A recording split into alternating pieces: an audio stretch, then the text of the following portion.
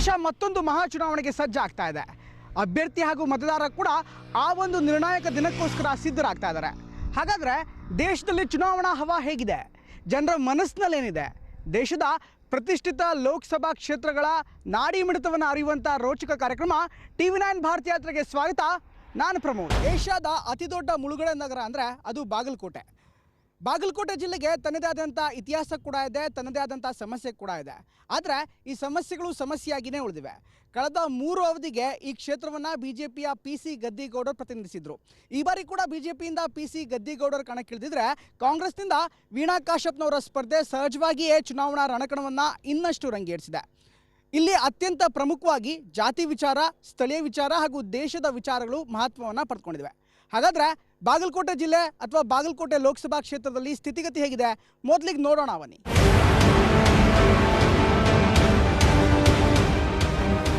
ಕಲೆ, ವಾಸ್ತುಶಿಲ್ಪದ ಬೀಡು, ಚಾಲುಕ್ಯರ ನಾಡು ಬಾಗಲಕೋಟೆ.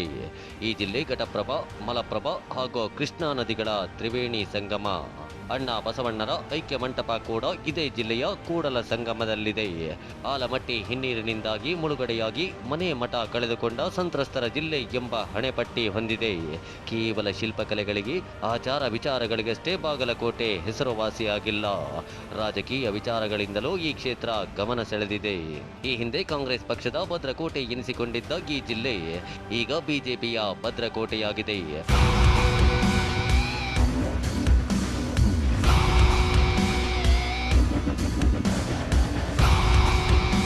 ಲೋಕಸಭೆ ಚುನಾವಣೆ ದಿನಾಂಕ ಘೋಷಣೆಯಾಗುತ್ತಿದ್ದ ಹಾಗೆ ಕಾಂಗ್ರೆಸ್ ಪಕ್ಷದಲ್ಲಿ ಚುರುಕಿನ ಬೆಳವಣಿಗೆಗಳಾಗಿತ್ತು. ಮಾಜಿ ಶಾಸಕ ವಿಜಯಾನಂದ ಕಾಶಪ್ಪನವರ ಪತ್ನಿ ವೀಣಾ ಕಾಶಪ್ಪನವರ್ ಅವರನ್ನ ಕಾಂಗ್ರೆಸ್ ಪಕ್ಷದ ಅಭ್ಯರ್ಥಿಯನ್ನಾಗಿ ಘೋಷಣೆ ಮಾಡಲಾಯಿತು. ಕಾಂಗ್ರೆಸ್ ಅಭ್ಯರ್ಥಿಯನ್ನ ಗೆಲ್ಲಿಸಿಕೊಡುವ ಜವಾಬ್ದಾರಿ ಈಗ ಸಿದ್ದರಾಮಯ್ಯ ಹೆಗಲ ಮೇಲಿದೆ. ರಾಜಕೀಯ ಪುನರ್ಜನ್ಮ ನೀಡಿದ ಜಿಲ್ಲೆಯ ಜನರ ಋಣ ತೀರಿಸುವ ಅನಿವಾರ್ಯ ಸಿದ್ದರಾಮಯ್ಯನವರಿಗಿದೆ. ಇನ್ನೊಂದು ಕಡೆ ಬಿಜೆಪಿ ಅಭ್ಯರ್ಥಿ PC ಗದ್ದಿಗೌಡರ್ 4ನೇ ಬಾರಿ ಚುನಾವಣಾ ಅಖಾಡಕ್ಕಿಳಿದಿದ್ದಾರೆ. ಅತ್ತ ವೀಣಾ ಕಾಶಪ್ಪನವರ ಗೆಲುವಿನ ಉಸ್ತುವಾರಿ ಮಾಜಿ CM ಸಿದ್ದರಾಮಯ್ಯ ವಹಿಸಿಕೊಂಡಿದ್ದಾರೆ. ಇತ್ತ ಬಿಜೆಪಿ ಅಭ್ಯರ್ಥಿಯ ಗೆಲುವಿಗಾಗಿ ಮಾಜಿ DCM KS ಈಶ್ವರಪ್ಪ ಫೀಲ್ಡ್ಗಿಳಿದಿದ್ದಾರೆ. ಹಾಗಾಗಿ ಈ ಬಾರಿಯ ಬಾಗಲಕೋಟೆ ಲೋಕಸಭಾ ಕ್ಷೇತ್ರ ರಣರಂಗವಾಗಿ ಮಾರ್ಪಟ್ಟಿದೆ. ಬಾಗಲಕೋಟೆ ಲೋಕಸಭಾ ಕ್ಷೇತ್ರದ ಕಾಂಗ್ರೆಸ್ ಅಭ್ಯರ್ಥಿಯಾಗಿರೋ ವೀಣಾ ಕಾಶಪ್ಪನವರ್ ಅವರಿಗೆ ಜಿಲ್ಲಾ ಪಂಚಾಯಿತಿ ಅಧ್ಯಕ್ಷರಾಗಿ ಕೆಲಸ ಮಾಡಿದ ಅನುಭವ ಇದೆ. ಇದೇ ಮೊದಲ ಬಾರಿಗೆ ಲೋಕಸಭಾ ಚುನಾವಣೆಗೆ ಸ್ಪರ್ಧಿಸುತ್ತಿದ್ರು. ಮಾಜಿ CM ಸಿದ್ದರಾಮಯ್ಯ ಬೆಂಬಲಕ್ಕೆ ನಿಂತಿದ್ದಾರೆ. ಹಾಗಾಗಿ ಅಭಿವೃದ್ಧಿ ಮಂತ್ರವನ್ನ ಮುಂದಿಟ್ಟುಕೊಂಡು ಗೆಲುವಿನ ನಗೆ ಬೀರುವ ವಿಶ್ವಾಸದಲ್ಲಿದ್ದಾರೆ. ನಾನು ಇವಾಗ ಕಾನ್ಸಂಟ್ರೇಟ್ ಮಾಡ್ತಾ ಇರೋದಂಥದ್ದು ಅಭಿವೃದ್ಧಿ ಮೇಲೆ. ಯಾಕಂತಂದ್ರೆ ಬಾಗಲಕೋಟೆ ಜಿಲ್ಲೆ ಅಭಿವೃದ್ಧಿಯಲ್ಲಿ ಭಾಳ ಹಿಂದುಳಿದಿದೆ. ನನಗೊಂದು ಅವಕಾಶ ಕೊಡಿ, ನಾನು ಅಭಿವೃದ್ಧಿ ಮಾಡ್ತೀನಿ, ಹೊಸತನವನ್ನು ನಮ್ಮ ಜಿಲ್ಲೆಗೆ ತರ್ತೀನಿ. ಜಿಲ್ಲೆಯ ಪರವಾಗಿ ಏನು ಧ್ವನಿ ಎತ್ತಬೇಕಾಗಿತ್ತು ಇವತ್ತು ಸಂಸದರಾಗಿ, ಅದರಲ್ಲಿ ಕಳೆದ ಒಂದು 15 ವರ್ಷದಿಂದ 3 ಬಾರಿ ಸಂಸದರಾದಂಥವರು ಇವತ್ತು ಧ್ವನಿ ಎತ್ತುವಲ್ಲಿ ವಿಫಲರಾಗಿದ್ದಾರೆ. ಈ ಒಂದು ನಿಟ್ಟಿನಲ್ಲಿ ನನಗೊಂದು ಅವಕಾಶ ಕೊಡ್ರಿ, ಹೊಸಬರಿಗೆ ಅವಕಾಶ ಕೊಟ್ಟರೆ ಇವಾಗ ನಾವು ಯುವಕರು ಇರೋದ್ರಿಂದ ಒಂದು ನಮಗೆ ರೂಪಿದ ಮಾಡಬೇಕು ಅನ್ನೋದು. ಜಿಲ್ಲಾ ಪಂಚಾಯತಿ ಅಧ್ಯಕ್ಷರಾಗಿ ನಾನು 2 ವರ್ಷ 8 ತಿಂಗಳು ಕೆಲಸ ಮಾಡಿದ್ದೀನಿ. ಈಗಾಗಲೇ ಜಿಲ್ಲೆಯಲ್ಲಿ ಪ್ರತಿಯೊಂದು ಸಮಸ್ಯೆನೂ ಕೂಡ ಅರ್ಥ ಮಾಡ್ಕೊಂಡಿದ್ದೀನಿ. ಒಂದು ಅವಕಾಶ ಕೊಟ್ಟರೆ ಖಂಡಿತವಾಗ್ಲೂ ಮಾಡ್ತೀನಿ ಅನ್ನೋ ಒಂದು ಆತ್ಮವಿಶ್ವಾಸ. ಬಿಜೆಪಿ ಅಭ್ಯರ್ಥಿಯಾಗಿ PC ಗದ್ದಿಗೌಡರ ಸತತ 3 ಬಾರಿ ಗೆಲುವಿನ ನಗೆ ಬೀರಿದ್ದಾರೆ. ಈಗ 4ನೇ ಬಾರಿಗೆ ಚುನಾವಣೆಗೆ ಸ್ಪರ್ಧಿಸುತ್ತಿದ್ದಾರೆ. ಹಾಲಿ ಸಂಸದರಾಗಿರೋ PC ಗದ್ದಿಗೌಡರ್ ಪ್ರಬಲ ಲಿಂಗಾಯತ ಗಾಣಿಗ ಸಮುದಾಯದ ಅಭ್ಯರ್ಥಿ. ಹಾಗಾಗಿ ಗಾಣಿಗ ಲಿಂಗಾಯತ ಸಮುದಾಯ ಬೆನ್ನಿಗೆ ನಿಂತಿರೋದು ಗದ್ದಿಗೌಡರ್ಗೆ ಆನೆ ಬಲ ಬಂದಂತಾಗಿದೆ. ಇವತ್ತು ಏನೂ ಮಾಡಲಿಲ್ಲ ಅನ್ನುವ ಜನರಿಗೆ ನಾನು ಅವ್ರ ಕಿವಿ ಮಾತು ಹೇಳ್ತೇನೆ. ಇವತ್ತು ತಮಗೂ ಕೂಡ ಕೇಂದ್ರ ಸರ್ಕಾರದ ಕೆಲಸಗಳೇನು, ಕಾರ್ಯಗಳೇನು, ಅವು ನಮ್ಮ ಜಿಲ್ಲೆಯಲ್ಲಿ ಏನು ಆಗ್ತಿದೆ ಅನ್ನೋದ್ರ ಬಗ್ಗೆ ಗೊತ್ತಿದ್ದರೆ ನೀವು ಈ ರೀತಿ ಮಾತಾಡ್ತಿರ್ಲಿಲ್ಲ ಅಂತ ನಾನು ಅಂದ್ಕೊಂಡಿದ್ದೇನೆ. ಅದಕ್ಕೆ ತಾವು ಕೂಡ ಅದ್ರ ಬಗ್ಗೆ ಗಮನ ಹರಿಸಿ ನೋಡಿದರೆ ಒಳ್ಳೆಯದಾಗ್ತದೆ. ಬಾಗಲಕೋಟೆ ಲೋಕಸಭಾ ಕ್ಷೇತ್ರದ ವ್ಯಾಪ್ತಿಗೆ ಬರುವ ಬಾದಾಮಿ ಮಾಜಿ CM ಸಿದ್ದರಾಮಯ್ಯ ಪ್ರತಿನಿಧಿಸುತ್ತಿರುವ ಕ್ಷೇತ್ರ. ಹಾಗಾಗಿ ಈ ಬಾರಿಯ ಲೋಕಸಭೆ ಚುನಾವಣೆ ಸಿದ್ದರಾಮಯ್ಯ ಅವರ ಪ್ರತಿಷ್ಠೆಯ ಕಣ. ಸದ್ಯ ರಣರಂಗವಾಗಿರೋ ಈ ಕ್ಷೇತ್ರದಲ್ಲಿ ಮತದಾರರ ಬಲವು ಕಾಂಗ್ರೆಸ್ ಕಡೆಗೂ ಬಿಜೆಪಿ ಕಡೆಗೂ ಅದನ್ನ ಮತದಾರರೇ ಹೇಳುತ್ತಾರೆ, ಕೇಳಿ.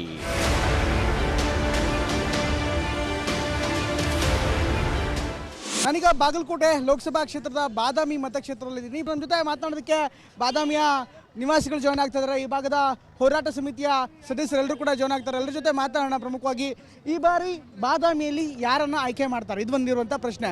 ಸರ್, ಮೊದಲನೇದಾಗಿ ಈಗ ಇರುವಂಥ ಪ್ರಶ್ನೆ ಅಂದರೆ, ನಿಮ್ಮ ಶಾಸಕರಾಗಿ ಈಗ ಮಾಜಿ ಮುಖ್ಯಮಂತ್ರಿ ಸಿದ್ದರಾಮಯ್ಯನವರೇ ಬಂದಿದ್ದಾರೆ. ಜೊತೆಗೆ ಈ ಭಾಗ, ಅದರಲ್ಲೂ ಬಾದಾಮಿ ಬಾಗಲಕೋಟೆ ಲೋಕಸಭಾ ಕ್ಷೇತ್ರದ ಸಾಕಷ್ಟು ದೊಡ್ಡ ಸುದ್ದಿ ಮಾಡಿದಂಥ ಮತಕ್ಷೇತ್ರ. ಹೀಗಾಗಿ ಈ ಬಾರಿ ಯಾವ ರೀತಿ ಚುನಾವಣಾ ಮಾಹೋಲ್ ಇದೆ ಈ ಭಾಗದಲ್ಲಿ? ಬಾದಾಮಿಯಲ್ಲಿ ನಮ್ಮ ಸಿದ್ದರಾಮಯ್ಯನವರಿಗೆ ಇದು ಪುನರ್ಜನ್ಮ ಕೊಟ್ಟಂಥ ಕ್ಷೇತ್ರ. ಸಿದ್ದರಾಮಯ್ಯನವರು ಬರ್ತಾರ ಹೋಗ್ತಾರ, ಮದುವೆ ಸಮಾರಂಭ ಮುಂಜವಿ ಸಮಾರಂಭಕ್ಕೆ ಬರ್ತಾ ಇದ್ದಾರೆ. ಆದ್ದರಿಂದ ಸಿದ್ದರಾಮಯ್ಯನವರ ಪ್ರಭಾವ ಅಷ್ಟೇನಾಗಲ್ಲ. ಯಾಕಂದರೆ ಇಲ್ಲಿ ಬಾಗಲಕೋಟೆಯಲ್ಲಿ ಆಲ್ಮೋಸ್ಟ್ ಏಳು ಮತಕ್ಷೇತ್ರದಲ್ಲಿ ಒಂದು 5 ಮತಕ್ಷೇತ್ರ ಬಿ ಜೆ ಪಿ ಇರೋದ್ರಿಂದ ಇಲ್ಲಿ ಬಿ ಜೆ ಪಿ ಪ್ರಬಲವಾಗಿದೆ. ಬಿ ಜೆ ಪಿನೇ ಗೆಲ್ಲೋದು ಇಲ್ಲಿ 100%. ಸರ್, ತಾವೇನು ಹೇಳ್ತೀರಿ? ಈಗ ಎಲ್ಲರೂ ಮಾತಾಡ್ತಿದ್ದಾರೆ, ಈಗ ಸಿದ್ದರಾಮಯ್ಯನವರೇ ನಿಮ್ಮ ಶಾಸಕರಾಗಿದ್ದಾರೆ, ಸಿದ್ದರಾಮಯ್ಯನವ್ರ ಪ್ರಭಾವ ಅಂತ ಕೆಲವರು ಹೇಳ್ತಾರೆ, ಮತ್ತೆ ಕೆಲವರು ಮೋದಿ ಬೇಕು ಅಂತಾರೆ. ನೀವು ಆಟ ಓಡಿಸಿ ನಿಮ್ಮ ಜೀವನ ಮಾಡೋರು, ನಿಮಗೆ ಏನು ವ್ಯತ್ಯಾಸ ಆಗಿದೆ ಕಳೆದ 5 ವರ್ಷದಲ್ಲಿ? ನಿಮ್ಗೆ ಯಾರು ಬೇಕು? 5 ವರ್ಷದಲ್ಲಿ ಈಗ ಮಾಜಿ ಚಿಮಿಕ ಸಾಹೇಬ್ರು ಇದ್ದರು, ಅದಕ್ಕೆ ಮುಂಚೆ. ಈಗ ಅಂಕರ್ ಸಿದ್ದರಾಮಯ್ಯ ಸಾಹೇಬ್ರು ಬಂದಾರ. ಅವ್ರು ಬಂದಲ್ಲಿ ಇವತ್ತು ಮೋದಿ ಇರಲಿ, ಇವತ್ತು ಸಿದ್ದರಾಮಯ್ಯ ಸಾಹೇಬ್ರಲ್ಲಿ ಯಾರು ಬಂದಿರ್ತಾರೆ ಅವರು ಅಭಿವೃದ್ಧಿ ಮಾಡೇ ಮಾಡ್ತಾರೆ. ಅದಕ್ಕೂ ಸ್ವಲ್ಪ ಕಾಲಾವಕಾಶ ಬೇಕು ಅವ್ರಿಗೆ. ಸುಳ್ಳು ಅವ್ರು ಮಾಡಿಲ್ಲ ಇವ್ರು ಮಾಡಿಲ್ಲ ಅಂತ ಡಬ್ಬಾಗಿ ಮಾಡಬಾರ್ದು ಏನು. ಕಳೆದ 3 ಬಾರಿ ಏನು ಆಯ್ಕೆ ಆದರೂ ಗದ್ದಿಗೌಡರು ಏನು ನಿರೀಕ್ಷಿತ ಪ್ರಮಾಣದಲ್ಲಿ ಕೆಲಸ ಮಾಡಿಲ್ಲ ಅನ್ನೋ ಒಂದು ಆರೋಪ ಕೂಡ ಇದೆ. ತಾವೇನು ಹೇಳೋದಕ್ಕೆ ಬಯಸ್ತೀರಿ ಮತದಾರರಿಗೆ? 15 ವರ್ಷದಿಂದ ಅವ್ರು ಆಯ್ಕೆ ಹಾಕೊಂಡು ಬರ್ತಾ ಇದ್ದಾರೆ. ಅವ್ರು 15 ವರ್ಷದಿಂದ ಅವಧಿ ನೋಡಿದರೆ ಸಾಕಷ್ಟು ಇಂಪ್ರೂವ್ಮೆಂಟ್ ಆಗಬೇಕಾಗಿತ್ತು. ಆದರೆ ಕೆಲವು ಯೋಜನೆಗಳು ತೊಗೊಂಡು ಬಂದಿದ್ದಾರೆ ಅವರು ಈ ಕಳೆದ 5 ವರ್ಷದಲ್ಲಿ. ಹೃದಯ ಯೋಜನೆ, ಕೆಶಿಪ್ ರೋಡು ಹಾಗೆ ಅಂಥೇಳಿ. ಆದರೆ ಯೋಜನೆಗಳನ್ನು ತರ್ತಾರೆ, ಆದರೆ ಯೋಜನೆಗಳು ಸರಿಯಾಗಿ ಅನುಷ್ಠಾನ ಆಗಿದೆ ಇಲ್ಲ ಅನ್ನೋದು ಬಂದು ಪರಿಶೀಲನೆ ಮಾಡಲ್ಲ. ಅವರು ಬರೀ ಯೋಜನೆಗಳನ್ನು ತಂದು ಬಿಟ್ಟುಬಿಡ್ತಾರೆ. ಸರ್, ತಾವೇನು ಹೇಳ್ತೀರಿ? ಮೋದಿ ನೋಡಿ ಓಟ್ ಹಾಕ್ತೀರಾ, ಸ್ಥಳೀಯ ಅಭ್ಯರ್ಥಿ ನೋಡಿ ಓಟ್ ಹಾಕ್ತೀರಾ, ಅಥವಾ ಕಾಂಗ್ರೆಸ್ ಅವರ ಪಕ್ಷದ ಕಾರ್ಯವೈಖರಿ ನೋಡಿ ಓಟ್ ಹಾಕ್ತೀರಾ? ನಾವು ಸಿದ್ದರಾಮಯ್ಯ ಫಾರ್. ಯಾವ ಸಿದ್ದರಾಮಯ್ಯ ಇಲ್ಲಿ ಬಂದು 7-8 ತಿಂಗಳದಾಗ ಇಲ್ಲಿ ಭಾರಿ ಕೆಲಸ ಮಾಡಿದ್ದಾನೆ. ಅದನ್ನೆಲ್ಲರೂ ಒಪ್ಕೋಬೇಕಾಗತ್ತೆ. ಇಲ್ಲಿ ಆಲ್ಮಟ್ಟಿ ನೀರಿಂದ, ಕುಡಿಯೋ ನೀರಿಂದ 720 ಕೋಟಿ 62 ಕೋಟಿ ಸ್ಯಾಂಕ್ಷನ್ ಆಗಿದೆ, ಅವ್ರು ಬಂದಿಂದ ಆಗಿದೆ. ಮತ್ತು ನವಿಲ್ ತೀರ್ಥ ಡ್ಯಾಮಿಂದ 6 ಸಲ ನೀರು ಬಿಡಿಸಿದ್ದಾರೆ ಅವರು. ಇವ್ರು 15 ವರ್ಷದಿಂದ 1 ಸಲನೂ ಬಿಡಿಸಿಲ್ಲ. ಅವರೆಲ್ಲ ಮಾಡ್ತಾ ಇದ್ದಾರೆ, ಮಾಡ್ತಾರೆ ಅವರು. ಹಾಗಾದ್ರೆ ಸಿದ್ದರಾಮಯ್ಯ ಪರ ಒಲವಿದೆ ಹಾಗಾದ್ರೆ ಈ ಭಾಗದಲ್ಲಿ? 100% ಸಿದ್ದರಾಮಯ್ಯ ಪರವಿದೆ. ಗದ್ದಿಗೌಡರು MP ಮಾತ್ರ ಸೀಮಿತ. 15 ವರ್ಷದಲ್ಲಿ ಯಾವುದೇ ಅಭಿವೃದ್ಧಿ ಕೆಲಸ ಮಾಡಿಲ್ಲ. ಇವತ್ತು ವಿನಯ್ ಕಾಶ್ಯಪ್ನವರು ಕ್ಯಾಂಡಿಡೇಟ್ ಆಗಿದ್ದರಿಂದ ಗದ್ದಿಗೌಡರಿಗೆ 100% ಸೋಲು. ವಿನಯ್ ಕಾಶ್ಯಪ್ನವರೇ ಇಲ್ಲಿ ಗೆಲುವು, ಕಾಂಗ್ರೆಸ್ ಪಕ್ಷನೇ ಗೆಲುವು. ಯಾವ ಸರ್ಕಾರ ಬೇಕು, ಯಾರು ಬೇಕು, ತಾವೇನು ಹೇಳೋದಕ್ಕೆ ಬಯಸ್ತೀರಿ? ಸರ್ಕಾರ ಬೇಕು, ಗದ್ದಿಗೌಡರು ಬೇಕು. ಗದ್ದಿಗೌಡರು ನಮ್ಮ ಮನುಷ್ಯ. ನಿಮ್ಮ ಮನುಷ್ಯನ ಕಾರಣಕ್ಕೋಸ್ಕರ ಬೇಕು, ಕೆಲಸ ಮಾಡ್ತಾನೆ ಹಂಗವ.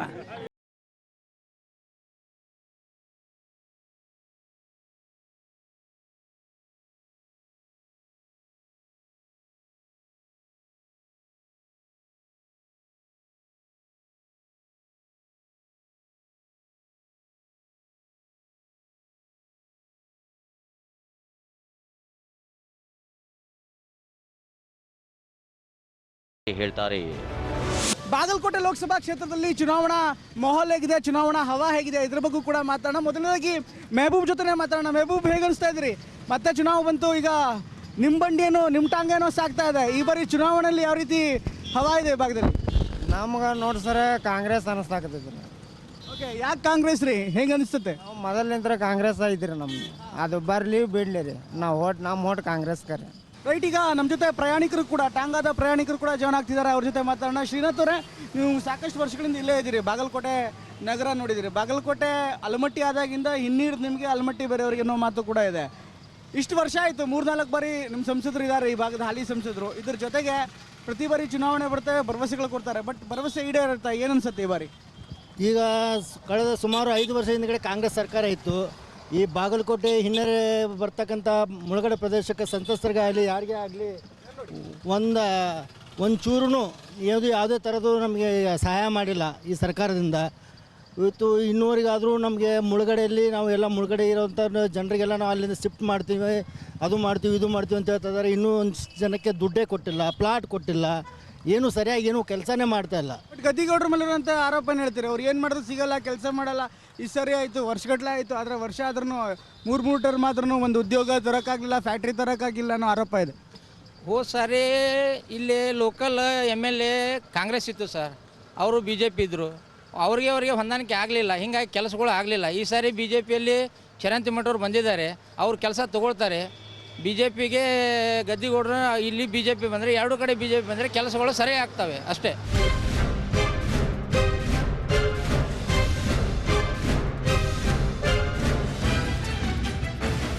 ಕ್ರಾಂತಿಯೋಗಿ ಮಹಾಮಾನವತಾವಾದಿ ಬಸವಣ್ಣ ಐಕ್ಯರಾದ ಕೂಡಲ ಸಂಗಮದಲ್ಲೂ ಚುನಾವಣೆ ಕಣ ರಂಗೇರಿದೆ.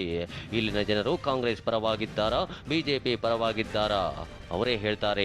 ಪ್ರತಿಯೊಂದು ವಿಧಾನಸಭಾ ಕ್ಷೇತ್ರದಲ್ಲೂ ಕೂಡ ಅದರದೇ ಆದಂಥ ಸಮಸ್ಯೆಗಳಿದೆ, ಅದರದೇ ಆದಂಥ ಬೇಡಿಕೆ ಇದೆ. ನಾವೆಲ್ಲರನ್ನೂ ಕೂಡ ಮಾತಾಡ್ಸೋಣ. ಇದು ಅತ್ಯಂತ ಪ್ರಮುಖವಾದಂಥ ವಿಚಾರ ಆಗುತ್ತೆ. ಯಾಕಂದರೆ ಕಳೆದ ಬಾರಿ ರಾಹುಲ್ ಗಾಂಧಿ ಅವರು ಬಂದಂಥ ಸಂದರ್ಭದಲ್ಲಿ ಬಸವಣ್ಣವರ ಪ್ರತಿ ಮಾತನ್ನು ಕೂಡ ತಮ್ಮ ಅಸ್ತ್ರವಾಗಿ ಬಳಸಿ BJP ವಿರುದ್ಧ ಟೀಕಾಪ್ರಹಾರವನ್ನು ಮಾಡ್ತಾ ಇದ್ರು. ಹಾಗಾದರೆ ಬಸವಣ್ಣ ಐಕ್ಯವಾದಂಥ ಸ್ಥಳದಲ್ಲಿ ಈ ಬಾರಿ ಜನ ಏನು ಹೇಳ್ತಾರೆ? ಕಾಂಗ್ರೆಸ್ ಪರವಾಗಿದ್ದಾರೋ, BJP ಪರವಾಗಿದ್ದಾರೋ, ಅಥವಾ ಅವರು ಬಯಸೋದೇನು ಅನ್ನೋದನ್ನ ಅವರಿಂದನೇ ಕೇಳೋಣ. ಸರ್ ನಮಸ್ಕಾರ. ಮೊದಲನೇದಾಗಿ ಕಳೆದ ಬಾರಿ ಚುನಾವಣೆ ಸಂದರ್ಭದಲ್ಲಿ ಅಂದರೆ ವಿಧಾನಸಭಾ ಚುನಾವಣೆ ಸಂದರ್ಭದಲ್ಲಿ ಎಲ್ಲರೂ ಕೂಡ ಮಾತಾಡ್ತಾ ಇದ್ರು. ಅದರಲ್ಲೂ ರಾಹುಲ್ ಗಾಂಧಿ ನುಡಿದಂತೆ ನಡೆ ಅಂತ ಹೇಳ್ತಾ ಮೋದಿ ಅವರಿಗೆ ಟೀಕೆ ಮಾಡ್ತಿದ್ರು. ಪ್ರತಿ ಬಾರಿ ಕೂಡ ಮೋದಿ ನುಡಿದಂತೆ ನಡೆದಿಲ್ಲ ಅಂತ. ಈಗ ಬಸವಣ್ಣ ಐಕ್ಯವಾಗಿರುವಂಥ ಸ್ಥಳದಲ್ಲಿದ್ದೀವಿ. ಈ ಬಾರಿ ನಿಮ್ಗೇನು ಅನಿಸುತ್ತೆ? ಮೋದಿ ನುಡಿದಂತೆ ನಡೆದಿದ್ದಾರಾ ಅಥವಾ ರಾಹುಲ್ ಗಾಂಧಿ ನುಡಿದಂತೆ ನಡೆದಿದ್ದಾರಾ? ಯಾರ ಬಗ್ಗೆ ನಿಮ್ಮ ಒಲವಿದೆ? ಮೋದಿ ನುಡಿದಂತೆ ಯಾವುದು ಕೆಲಸಗಳನ್ನು ಯಾವುದು ಜನರಿಗೆ ಸ್ವಲ್ಪ ಅಂತ ಯಾವುದು ಕೆಲಸ 15 ಲಕ್ಷ ರೂಪಾಯಿ ಅಕೌಂಟಿಗೆ ಹಾಕ್ತೀನಿ ನಿಂದಿರ್ಬೋದು, ಯಾವುದೇ ಜನರಿಗೆ ಸಾಮಾನ್ಯ ಕೆಲಸವನ್ನು ಎಷ್ಟೋ 2 ಕೋಟಿ ಉದ್ಯೋಗ ಕೊಡ್ತೀನಿ ನಿಂದಿರ್ಬೋದು, ಯಾವುದು ಜನರಿಗೆ ತಲುಪಿಲ್ಲ. ಮೋದಿಯವರು ಏನು ಮಾಡಿಲ್ಲ. PC ಗದ್ದಿಗೌಡರು 15 ವರ್ಷ ಆಗಿದ್ದಾರೆ. 15 ವರ್ಷದಲ್ಲಿ ಕುಲ್ ಸಂಖ್ಯೆ ಒಂದು ಸಾರಿ ಅವ್ರು ಬಂದು ಹೋಗಿದ್ದಾರೆ? ಒಂದು ಸಾರಿ ಬಂದೋಗಿಲ್ಲ. ಹಾಗಾಗಿ ವಿನಾ ಕಾಶ್ಯಪ್ನವ್ರಿಗೆ ಈ ಬಾರಿ ಟಿಕೆಟ್ ಕೊಡಿ. ಜಿಲ್ಲಾ ಪಂಚಾಯತ್ ಅಧ್ಯಕ್ಷರಾಗಿ ಸಾಕಷ್ಟು ಅಭಿವೃದ್ಧಿ ಕೆಲಸ ಮಾಡಿದ್ದಾರೆ. ಗ್ರಾಮ ವ್ಯವಸ್ಥೆ ಇರ್ಬೋದು, ಶೌಚಾಲಯ ಇರ್ಬೋದು, ಎಲ್ಲ ಅಭಿವೃದ್ಧಿ ಕೆಲಸ ಮಾಡಿ ಆ ಕಾರಣದಿಂದಾಗಿ ಈ ಬಾರಿ ನಾವು ವಿನಾ ಕಾಶ್ಯಪ್ನವ್ರಿಗೆ ಮತವನ್ನು ಕೊಡ್ತೀವಿ. ಓಕೆ, ತಾವೇನು ಹೇಳ್ತೀರಾ ಸರ್? ತಮ್ಮ ಭಾಗದ ಅಥವಾ ಈ ತಮ್ಮ ಕ್ಷೇತ್ರದ ಸಮಸ್ಯೆ ಏನಿದೆ, ನೀವು ಯಾವ ವಿಚಾರವನ್ನು ಮುಂದಿಟ್ಕೊಂಡು ಈ ಬಾರಿ ಮತ ಹಾಕ್ತೀರಿ? ನಾವು ಯುವಕರಿಗೆ ಆದ್ಯತೆಯನ್ನು ನೀಡಿರ್ತಕ್ಕಂಥದ್ದು ನಮ್ಮ ಜಿಲ್ಲೆಗಿದೆ. ಪ್ರಪ್ರಥಮವಾಗಿ ಇಲ್ಲಿವರೆಗೂ ಸಂಸತ್ತಿನಲ್ಲಿ ಯಾವುದೇ ರೀತಿಯಾಗಿರ್ತಕ್ಕಂಥ ಮಹಿಳಾ ಸದಸ್ಯರಿಗೆ ಇಲ್ಲಿ ತನಕ ಅವಕಾಶವನ್ನು ನೀಡಿರಲ್ಲ. ಆ ದೃಷ್ಟಿಯಿಂದಾಗಿ ಯುವಕರಿಗೆ ತಲುಪ್ತಕ್ಕಂಥ ಒಂದು ಆಸಕ್ತಿ ವೀಣಾ ಕಾಶ್ಯಪ್ನವರಲ್ಲಿದೆ. ಆದ್ದರಿಂದ ಅವರಿಗೆ ಸಪೋರ್ಟನ್ನು ಮಾಡಿ. ಓಕೆ ಸರ್, ಮತ್ತೊಂದು ಈಗ ಪ್ರತಿ ಬಾರಿ ಕೂಡ ನಾವು ಮಾತಾಡ್ತಾ ಅದರಲ್ಲೂ ಲೋಕಸಭೆ ಚುನಾವಣೆ ಅಂದ ತಕ್ಷಣ ನಾವು ಒಂದು ಮಾತು ಹೇಳ್ತೀವಿ, ಮೋದಿ ಹವಾ ಅಂತ. ಈ ಭಾಗದಲ್ಲಿ ಹುನಗುಂದ ಭಾಗದಲ್ಲಿ ಆ ಮೋದಿ ಹವಾ ಕಾಣಿಸ್ತಾ ಇದೆಯಾ ಬಸವಣ್ಣನ ಐಕ್ಯ ಅಂತ ಸ್ಥಳದಲ್ಲಿ? ಏನಿಲ್ಲ, ಯಾವುದೇ ಥರನಾಗಿ ಮೋದಿ ಹವಾ ಅಂತಕ್ಕಂಥದ್ದು ಇಲ್ಲ. ಯಾಕಂತಂದರೆ ಎಲ್ಲ ಈಗ ಜನ ಎಜುಕೇಟೆಡ್ ಪರ್ಸನ್ ಇದ್ದಾರೆ, ಸಾಕಷ್ಟು ಮಂದಿ ತಿಳುವಳಿಕೆದಾರಿದ್ದಾರೆ. ಹೀಗಾಗಿ ಅವರ ಬಣ್ಣದ ಮಾತುಗಳಿಗೆ ಯಾರೂ ಮನಸೋಲೋದಲ್ಲ. ಮೋದಿ ಹವಾ ಯಾವುದೇ ಥರನಾಗಿ ಇಲ್ಲಿ ನಡೆಯೋದಿಲ್ಲ. ತಾವೇನು ಹೇಳೋದಕ್ಕೆ ಬಯಸ್ತೀವಿ ಸರ್? ಈ ಒಂದು ಲೋಕಸಭಾ ಕ್ಷೇತ್ರದಲ್ಲಿ ಯಾವ ರೀತಿ ವಾತಾವರಣ ಇದೆ ನೋಡಿ? ಈ ನಮ್ಮ ಬಾದಾಮಿ ಕ್ಷೇತ್ರದಿಂದ ನಮ್ಮ ಸಿದ್ದರಾಮಯ್ಯನವರು ಇದ್ದಿದ್ದರಿಂದ ನಮ್ಮ ಕ್ಷೇತ್ರದಲ್ಲಿ ಅವರು ಇಡೀ ರಾಜ್ಯದ ಮುಖ್ಯಮಂತ್ರಿಯಾಗಿದ್ದಾಗ ಸಾಕಷ್ಟು ಅಭಿವೃದ್ಧಿ ಕಾರ್ಯಗಳನ್ನು ಬಡವರ ಪರವಾಗಿ ಕೊಟ್ಟಿದ್ದಕ್ಕಾಗಿ ನಾವು ಹೆಚ್ಚಿನ ಮತ ಇಲ್ಲೆಲ್ಲ ಜನನೂ ಕೂಡಿ ಸಿದ್ದರಾಮಯ್ಯನವ್ರಿಗೆ ಕೈ ಬಲಪಡಿಸೋಗೋಸ್ಕರ ನಮ್ಮ ವೀಣಾ ಮೇಡಮ್ ಅವ್ರಿಗೆ ನಾವು ಮತವನ್ನು ಕೊಡ್ತೇವೆ ರೀ. ಇಷ್ಟು ದಿನ ನಾವು PC ಗದ್ದಿಗೌಡ್ರಿಗೆ ಕೊಟ್ಟು ನಾವು ನೋಡಿದ್ದೀವಿ. ಅವರ ಕುಲಸಂಗಮ ಈ ಹುನಗುಂದ ಇದ್ರೊಳಗಂತೂ ಬಂದಿಲ್ಲ. ಈ ಸಲ ಹೆಣ್ಮಕ್ಳಿಗೆ ಕೊಡಬೇಕನ್ನೋ ಸಲುವಾಗಿ ಈ ಸಲ ವೀಣಾ ಕಾಶ್ಯಪ್ನವ್ರಿಗೆ ಮಹಿಳೆಯರಿಗೆ ಆದ್ಯತೆ ಕೊಡಬೇಕು. ಈ ಸಲ ಅವ್ರದ್ದು ಒಂದು ಕೆಲಸ ನೋಡೋಣಲ್ಲ, ಇದೊಂದು ಸಲ ಕೊಟ್ಟು ಅಂತ ನಾವು ಮಹಿಳೆಯರಿಗೆ. ಬೀಳಗಿ ಪಟ್ಟಣ, ಬಾಗಲಕೋಟೆ ಲೋಕಸಭಾ ಕ್ಷೇತ್ರದ ತಾಲೂಕುಗಳಲ್ಲೊಂದು ರಾಜಕೀಯ ಚಟುವಟಿಕೆಗಳು ನಡೆಯುವ ಪ್ರದೇಶದಲ್ಲಿ ಚುನಾವಣಾ ರಣಕಣ ರೋಚಕವಾಗಿದೆ. ಇಲ್ಲಿನ ಮತದಾರರಲ್ಲಿ ಕಾಂಗ್ರೆಸ್ ಹಾಗೂ BJP ಎರಡೂ ಪಕ್ಷದ ಕಡೆ ಒಲವಿದೆ. ಇವತ್ತು ಸಿದ್ದರಾಮಯ್ಯನಲ್ಲ ದಿಲ್ಲಿ ಒಳಗೆ ಕಂಬಳಿ ನಿಶಾನೆ ಹಾರಿಸ್ತು. ದಿಲ್ಲಿಲಿ ಬರೀ ಮತ್ತೆ ಕಂಬಳಿ ನಿಶಾನೆ ಹಾರಿಸ್ತು. ಒಟ್ಟು ಕಾಂಗ್ರೆಸ್ ರಾಹುಲ್ ಗಾಂಧಿ. ಹಾಂ, ಮುಖ್ಯವಾಗಿ ಹೇಳಬೇಕಂದ್ರೆ ವೀಣಾ ಕಾಶ್ಯಪ್ನವರು ಇಲ್ಲಿ ಜಿಲ್ಲಾ ಪಂಚಾಯತ್ ಅಧ್ಯಕ್ಷರಾಗಿ ಭಾಳ ಉತ್ತಮ ಕೆಲಸ ಮಾಡಿದ್ದಾರೆ. ಅವರು ಭಾಳ ಉತ್ತಮ ಕೆಲಸ ಮಾಡಿದ್ದಾರೆ. ಅದು ಒಂದು. ಮೇಲ್ಗಡೆ ಮೋದಿಯವರು 5 ವರ್ಷ ಅಧಿಕಾರ ಕೊಟ್ಟಿದ್ವಿ ನಾವು ಅವರಿಗೆ. 5 ವರ್ಷ ಅಧಿಕಾರ ಕೊಟ್ಟಿದ್ವಿ. ಮುಂಚೆ ನಾವು ಮಾಡಿದ್ದೀವಿ. ಅಧಿಕಾರ ಕೊಟ್ಟಾಗ ಅವ್ರೇನಂದಿದ್ರು, ವರ್ಷಕ್ಕೆ 200 ಕೋಟಿ ಉದ್ಯೋಗ ಸೃಷ್ಟಿ ಮಾಡ್ತೀನಿ ಅಂತ ಹೇಳಿದರು. ಮಾಡಿಲ್ಲ. ಮತ್ತು ಈಗ ಮತ್ತೆ ಚಾನ್ಸ್ ಕೊಡ್ಬೇಕು ರೀ ಅವರಿಗೆ. ಎಲ್ಲ BJP ಪಕ್ಷ ಇದ್ದ ರಾಜ್ಯದಾಗ ಎಲ್ಲರಿಗೂ ಸಾಲ ಮನ್ನಾ ಮಾಡ್ಯಾರೇನ್ರಿ? ಕೇಂದ್ರ ಸರ್ಕಾರದವ್ರು ಮಾಡ್ಯಾರೇನ್ರಿ? ಹೇಳ್ರಿ. ಮೋದಿಯವ್ರು ಮಾಡ್ಯಾರ? ಅವ್ರು ಮಾಡಿದ್ದು ಬರೀ ಯಾರ್ದು? ದೊಡ್ಡ ಶ್ರೀಮಂತರದ್ದು, ಮಲ್ಯ ಅವ್ರದ್ದು, ಮೋದಿ ಅವ್ರದ್ದು, ಅಂಥವ್ರದ್ದು. ಮೋದಿ ಅವೊಬ್ಬ ಚೌಕಿದಾರ ಅಂತ. ಯಾರು ತಣ್ಣಗೆ ಬೇಕಾದ್ರೂ ಅಷ್ಟೇ ಚೌಕಿದಾರ. ನಮ್ಮ ಭಾರತ ದೇಶಕ್ಕೆ ಚೌಕಿದಾರ ಆಗಕ್ಕೆ ಅವ್ನ ಅರ್ಹತೆನೇ ಇಲ್ಲ, ಅವಾಗ ಯೋಗ್ಯತೆಯೂ ಇಲ್ಲ ಮೋದಿಗೆ. ಮತದಾನದ ದಿನ ಅಥವಾ ಬ್ಯಾಲೆಟ್ ಬಾಕ್ಸ್ ಓಪನ್ ಆದಮೇಲೆ ಬಿಳಿಗಿಲಿ ಯಾವ ರೀತಿ ಅಂತ ನಿಜವಾದಂಥ ವಾತಾವರಣ ಇದೆ ಅನ್ನೋದು ಕಂಡು ಬರುತ್ತೆ.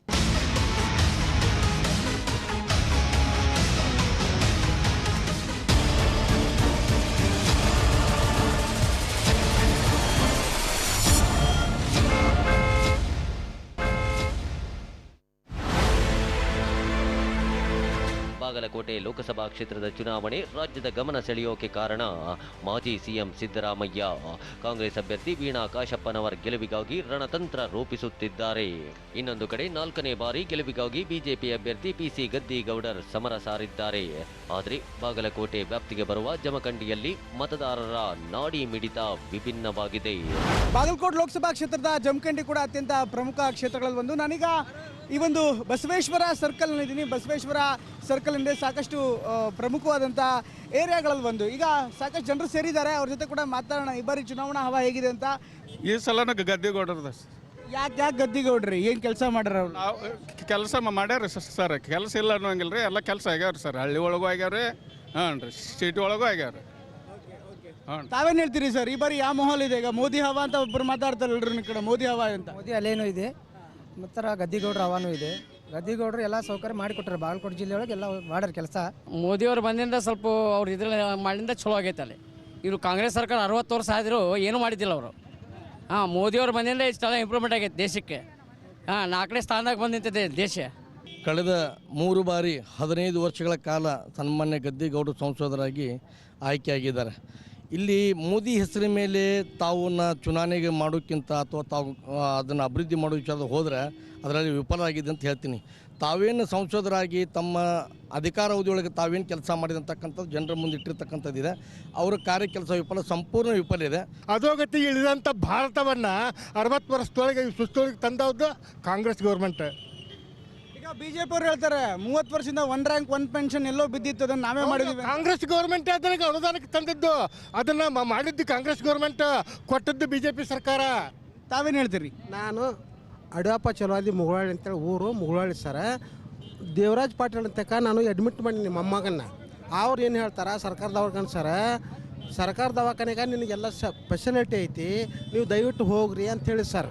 ಹೇಳಿದಾಗ ನಾವು ಹೋಗಿ ಅಡ್ಮಿಟ್ ಮಾಡೀನಿ. ಅಲ್ಲಂತೂ ಬಿಲ್ಲ 50,000 ರೂಪಾಯಿ ಮಾಡ್ರಿ. ನಾ ದುಡ್ಡು ತಿನ್ನೋ ಅಂಥ ವ್ಯಕ್ತಿ ಮೋದಿಯವ್ರು ಮಾಡಿದ ಲೆಟ್ರ್ ತೊಗೊಂಡು ಹೋಗಿನಿ ಸರ್. ಮೋದಿಯವರು ಅನ್ಯಾಯ ಮಾಡಿಲ್ಲ, ಚಲೋ ಮಾಡ್ಯಾರ. ಅವ್ರಿಗೆ ನಾವು ಓಟ್ ಹಾಕ್ತೀವಿ, ಅವ್ರದ್ದು ಬೆಂಬಲ ನಾವು ಕೊಡ್ತೀವಿ. ಆದ್ರೆ ಲೆಟ್ರ್ ತೊಗೊಂಡೋದ್ಮೇಲೆ ಪ್ರಯೋಜನ ಕೊಟ್ಟಿನಿ, ಆದ್ರೆ ಬಿಲ್ ಕಟ್ಟಬೇಕು ಅಂತ ಹೇಳ್ತಾರೆ ಸರ್ ಅವರು. ಇದೇ ಮೊದಲ ಬಾರಿಗೆ ಲೋಕಸಭೆ ಚುನಾವಣೆಗೆ ಸ್ಪರ್ಧಿಸುತ್ತಿರೋ ವೀಣಾ ಕಾಶಪ್ಪನವರ್ ಪ್ರತಿಸ್ಪರ್ಧಿಗೆ ಪೈಪೋಟಿ ಕೊಡೋಕೆ ಸಜ್ಜಾಗಿದ್ದಾರೆ. ಜಿಲ್ಲೆಯಲ್ಲಿ ಆಗಬೇಕಿರುವ ಅಭಿವೃದ್ಧಿ ಕೆಲಸಗಳನ್ನು ಮುಂದಿಟ್ಟುಕೊಂಡು ಕ್ಷೇತ್ರದ ಜನರಲ್ಲಿ ಮತಯಾಚಿಸುತ್ತಿದ್ದಾರೆ. ಈಗ ಬಾಗಲಕೋಟೆ ವಿಧಾನಸಭಾ ಕ್ಷೇತ್ರದ ಕಾಂಗ್ರೆಸ್ನ ಅಭ್ಯರ್ಥಿಯಾದಂಥ ವೀಣಾ ಕಾಶಪ್ಪನವ್ರ ಜೊತೆ ಮಾತಾಡ್ತೀನಿ. ಯಾವ ವಿಚಾರಗಳನ್ನು ಮುಂದಿಟ್ಕೊಂಡು ಜನ ಮತ ಹಾಕಬೇಕು ಅಂತ, ನಿಮಗೆ ಯಾಕೆ ಮತ ಹಾಕಬೇಕು ಅಂತ ಹೇಳ್ತೀರಿ ಜನಕ್ಕೆ?